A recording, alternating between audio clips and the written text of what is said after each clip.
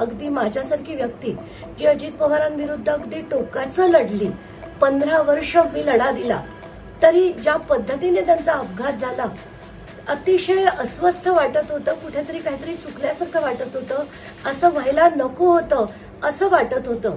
पूर्ण महाराष्ट्रातली जनता हळहळत होती आणि अशातच अगदी 3च दिवसात म्हणजे काल अस्थि विसर्जन झालं आणि रात्रीच्या रात्री तिकडनं सगळी मंडळी ही मुंबईकडे रवाना झाली का तर आज उपमुख्यमंत्री पदाची शपथ घ्यायची म्हणून.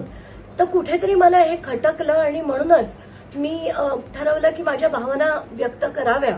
आत्ताच्या घटकेला मला असं वाटतं की सत्तेच्या पुढे काहीच नाही. सत्ता आणि स्वार्थ आता हेच एकमेव सत्य आहे. पूर्ण महाराष्ट्र हळहळत होता.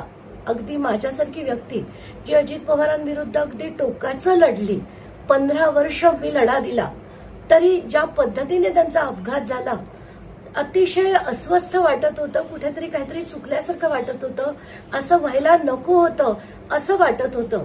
पूर्ण महाराष्ट्रातली जनता हळहळत होती आणि अशातच अगदी 3च दिवसात म्हणजे काल अस्थि विसर्जन झालं आणि रात्रीच्या रात्री तिकडनं सगळी मंडळी ही मुंबईकडे रवाना झाली का तर आज उपमुख्यमंत्री पदाची शपथ घ्यायची म्हणून.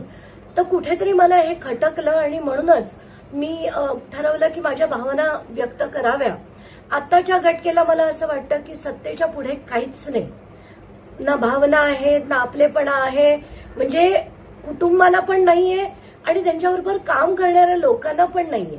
इतके वर्ष ज्या व्यक्तीबरोबर काम केलं, इतकी काय घाई झाली की त्या व्यक्तीला आपण 3 दिवसात त्याला लोटून पुन्हा सत्तेकडे वाटचाल करावी.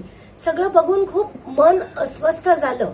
कुठेतरी असं वाटतं की सत्ता आलीच असती, उपमुख्यमंत्री जर सुनेत्रा पवार झाल्या असत्या, सगळ्यांनाच आनंद झाला असता की पहिली महिला एक उपमुख्यमंत्री झाली.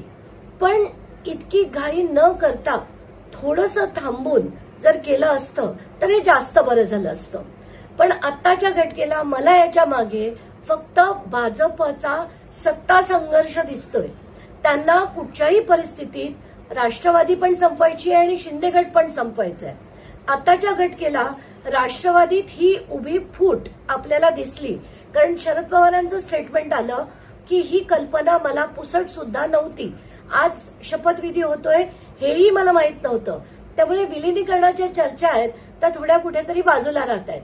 आत्ताच्या घटकेला भाजपनी केलेलं एक मोठं षडयंत्र आहे की सगळ्यांना फोडा, आत्ताच्या आत्ता सुनेत्रा पवारांना शपथ घ्यायला लावा. इतकंच नाही तर त्यांना राष्ट्रीय अध्यक्ष करा त्या पक्षाचं. म्हणजे जर शरद पवारांना यांच्याबरोबर जायचं असेल तर त्यांना हे कुठेतरी उतरतं माप घेऊन त्यांच्याशी चर्चा करावी लागेल. आणि एकदा राष्ट्रीय अध्यक्ष त्यांना जाहीर केलं की सुनेत्रा पवार त्यांना इतकं राजकारणातलं माहीत नाहीये, त्यामुळे त्या कंट्रोलमध्ये राहतीलच. वित्तमंत्री पद त्यांनी स्वतःकडे करून घेतलंय. याच्याच वरनं हा भाजपचा एक मोठा गेम आहे हे सरळ सरळ दिसतंय. आत्ताच्या घटकेला एकीकडे राष्ट्रवादी संपवायची, कारण सुनील तटकरे असो, प्रफुल्ल पटेल असो, ही सगळी मंडळी एका पायावर भाजपात जायला तयार होती आणि आपापसात त्यांच्या मारामाऱ्या लावून द्यायच्या.